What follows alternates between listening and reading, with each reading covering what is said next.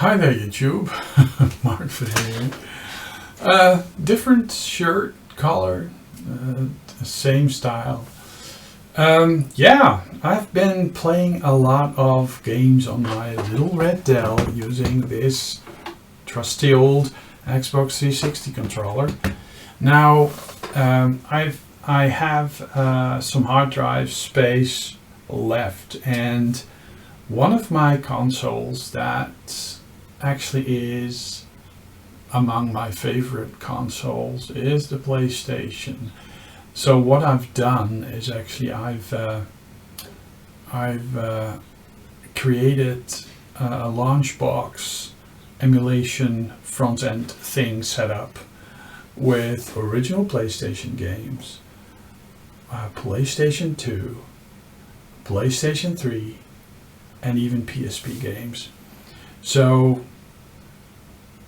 my favorite little day-to-day working system has a variety of PlayStation games on it, and the games that I do try on it, they actually work, which is actually quite surprising, because I did try, before upgrading the system, I did try a couple of these emulators before, but they were just too slow, or the system was just not capable of running it. And yeah, it started out with a GTS or a GT 840 or 480, something like that, and then it had a GTX 950 graphics card, which actually gave away to a friend, and then I upgraded it to a GTX 1050 and the processor only recently, and well, it's actually quite capable of PlayStation 3 emulation. I mean, I just tried Sega's Afterburner Climax, and of course I'm just very keen on seeing if Outrun Arcade would run on it. Might not be as fast as Afterburner, because the game is a bit more complex when it comes to the code it runs. So I'm actually curious if it actually will run at 60 frames per second like it's intended to.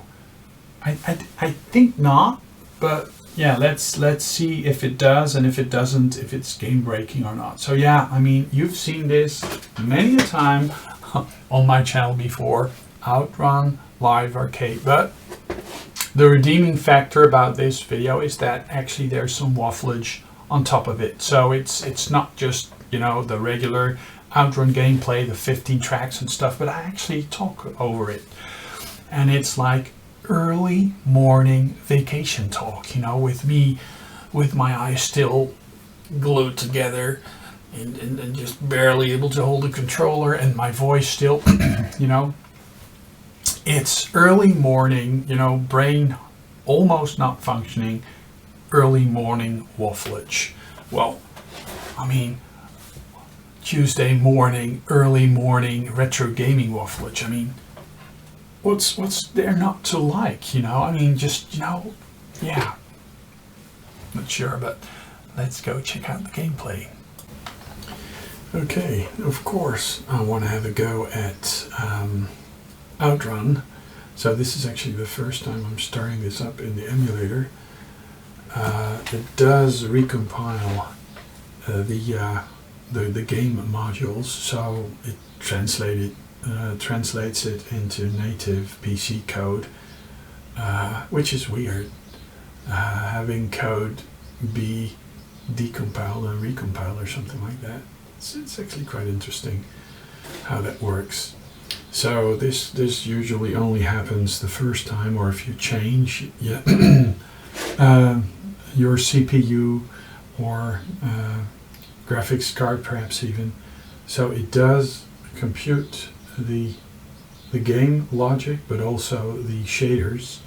And if you run a game like this for the first time, you'll see shader compilation pop up, notification on the bottom left of the screen, And it's actually quite interesting because you can actually see sometimes that the models are fully, I mean, the little people sitting in the cars are actually fully modeled, you know, they have shoes on their feet and stuff, and they're all there inside the car.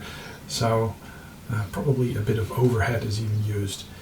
So yeah, I mean, people have seen this game on my channel like a gazillion times, but I figured this would be cool to experience how it will look when you run it the first time, and basically because I can't go a week without playing this at least a couple of times. Press start. Ah, look, you can actually see the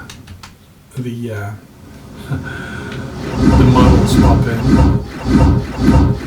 Let's turn down the volume just a tad. So this is my go-to car. I just love this yellow Dino 246 GTS. Dino 246 GTS. So that's what it's called. Automatic transmission. And I'll do the 15 mode continuous course because, well, that's nice.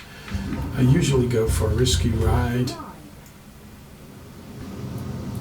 even though it's not, you know, the default Outrun tune.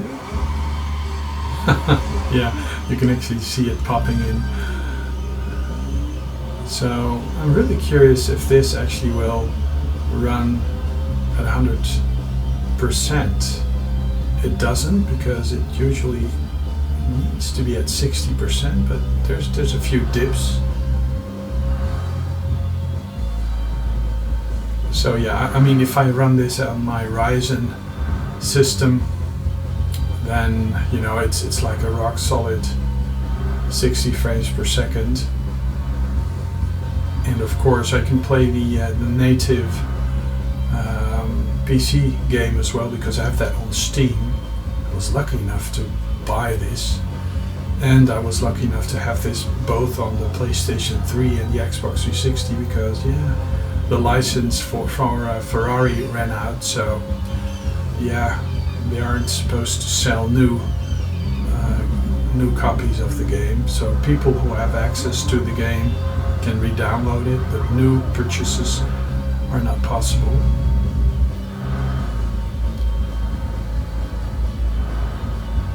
I literally have this on just about any system that I own. So it's like skipping a couple of frames. Still impressive, you know, just running.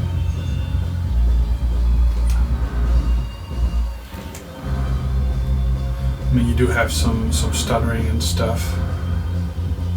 But yeah, I mean, considering that this is actually running on a 2012 PC, okay, the graphics card has been upgraded to the processor, but it's not like this processor was not available back in the day. I just had a lower end processor.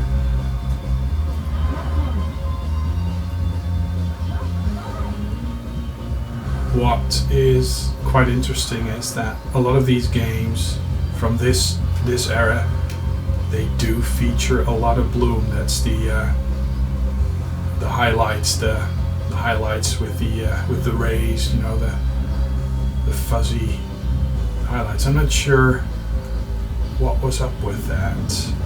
I mean, of course it was style, but it's like weird, you know. It's like these trees, they have glowing parts on their stems, and it's like trunks. It's like, why? So what I find very interesting is what these emulators manage to do, because even though the frame rate isn't as smooth as you'd like,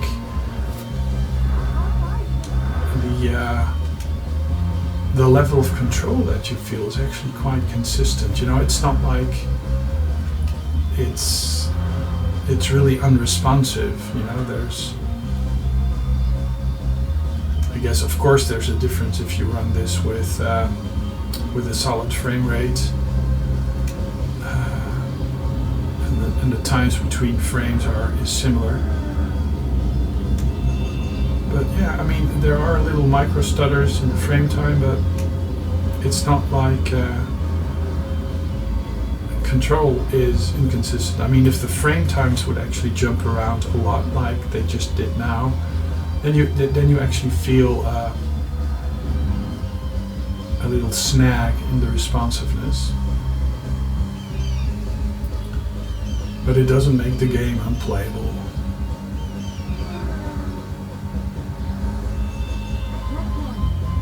So, and perhaps with, you know, lowering the graphical settings, lowering the resolution, even playing this at standard definition. I mean, a lot of the PlayStation 3s were actually hooked up over composite video. I mean, on a CRT. I mean, the system is from that era. You know, Xbox 360. My Xbox 360, when I first hooked it up, was also hooked up to a CRT, a widescreen CRT. And of course we hooked it up over SCART, because that's the way the roll in Europe, but yeah. Just regular standard definition TV, CRT gaming was how we rolled.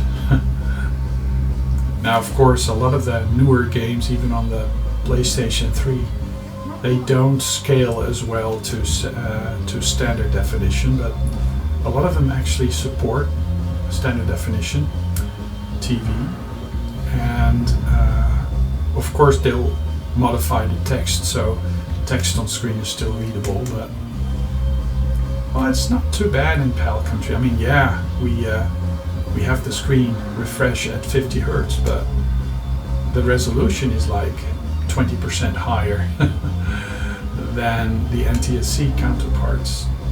So actually the jump from SD PAL to HD, or what is it? HD ready, actually isn't that big.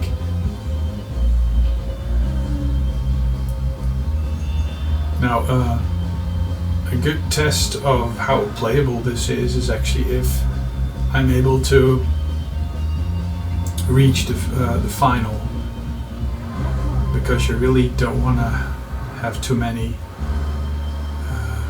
errors made.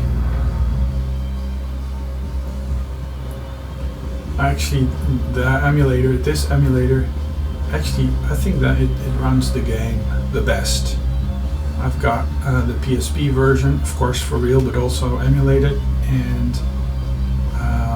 the PSP is a bit underpowered, so at certain points it actually runs the game at 15 frames per second, which isn't that noticeable on the small PSP screen.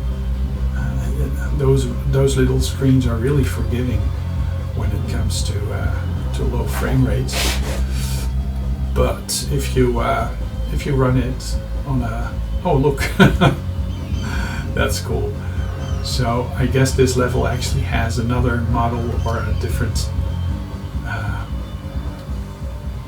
texture for the car. I guess that's because of the simulated reflections. I mean, yeah, you see a lot of, you know, reflections and stuff, but these are all simulated. They're all hard coded into the texture, so it figures that the car actually needs a different set of textures. So they were popping in because, yeah, you want to have the reflections of all the lights reflect off the car, or all the lights reflect off the car.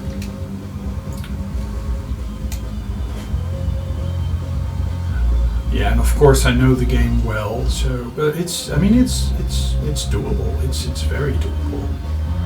Oh, another set of textures appearing. The cool thing about this version of the emulator, it's constantly being developed, is that now they do on-the-fly texture compilation without actually having the game stop or stutter. It just, I mean, if there's textures missing, they're just missing. And earlier versions of the emulator would just stop and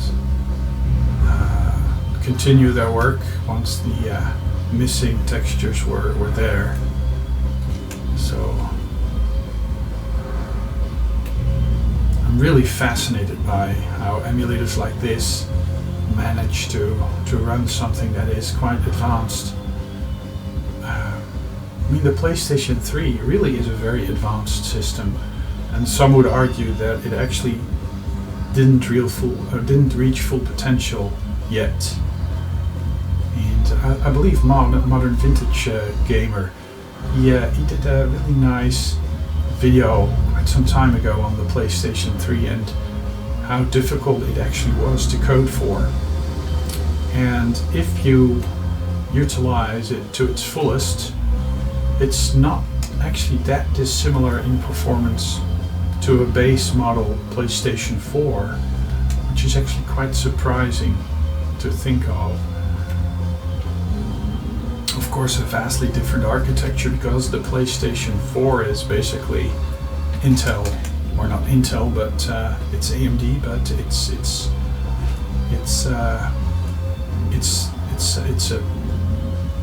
an x86 processor with a Radeon graphics card, basically. And the PlayStation 3, I believe it did feature Radeon graphics, not sure, but it also featured a couple of PowerPC cores. And yeah, it's really weird because the Xbox 360 and the PlayStation 3 really were a bit similar in the fact that they used PowerPC architectures, and even now the Xbox One or Series X and the PlayStation 5, PlayStation 4, they share an architecture, so they're actually quite similar. Yet they don't run the same software. In an ideal world,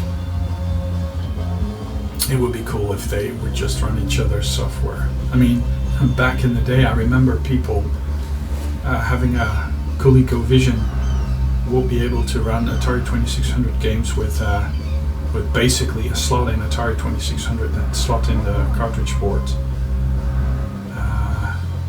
But yeah, cross-platform game compatibility really wasn't a thing. I mean, back in the 80s, when home computers became, quite well spread,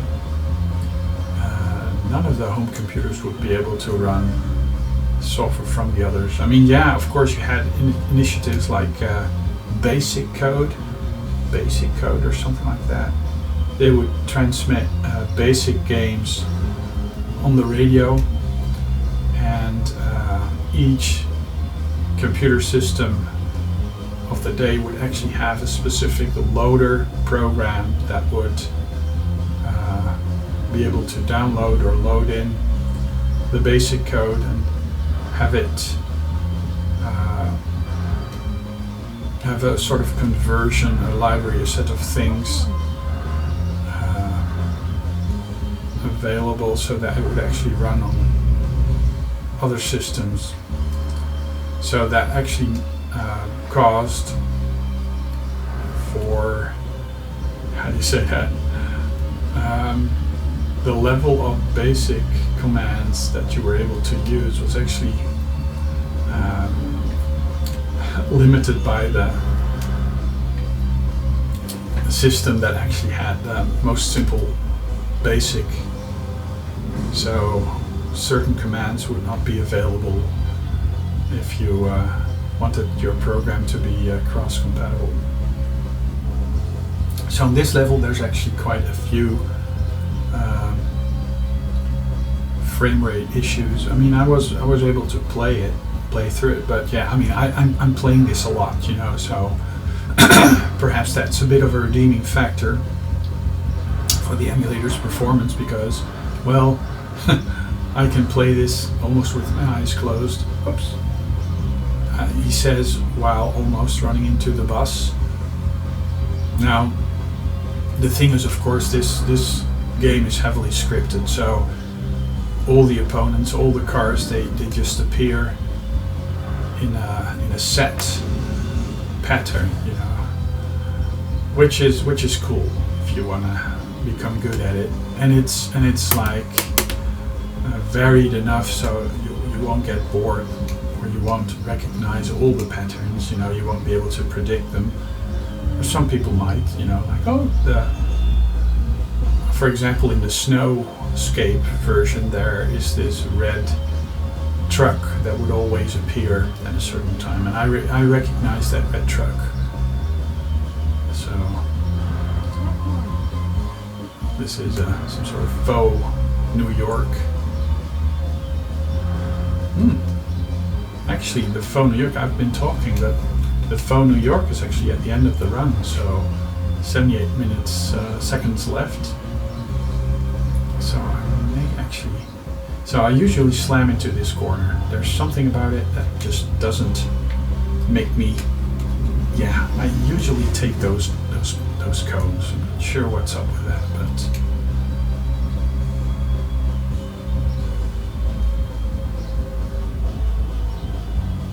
So yeah, I mean, it's not the best experience, but it's doable, even on a 2012 PC, and I made it. It's probably not my best score. Well, there's quite a few below 1 minute, so yeah, it's not the best score, but it's not the worst. I'm curious if I'm able to input my name with the native PlayStation 3 interface. That didn't used to work a couple of months ago. It would break the emulator, but let's see if at all I'm able to. Ah, look at that, yeah. So it's very similar to having a real PlayStation 3. And it's just I'll just do Mark, and then with a capital, of course.